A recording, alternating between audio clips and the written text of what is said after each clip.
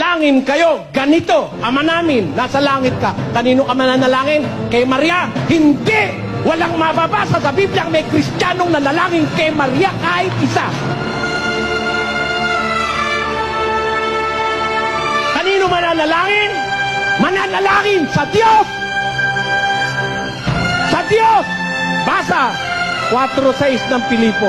Basa. Huwag kayong mga balisa sa anumang bagay, Kundi sa lahat ng mga bagay, sa pamamagitan ng panalangin at daing na may pagpapasalamat, ay ipakilala ninyo ang inyong mga kahilingan sa Diyos! Bakit galit na galit sa akin yung matanda? Ayaw niya kasi ng totoo! Kung makatotohanan tayong mga Pilipino, huwag kayong manalangin kay Pedro, kay Miguel, kay Gabriel. Manalangin tayo sa Diyos. Yun ang sabi ng Diyos. Ang hirap sa atin. Kung mo itinuro ng Katoliko, kahit walang batayan, doon tayo nagsisiksik.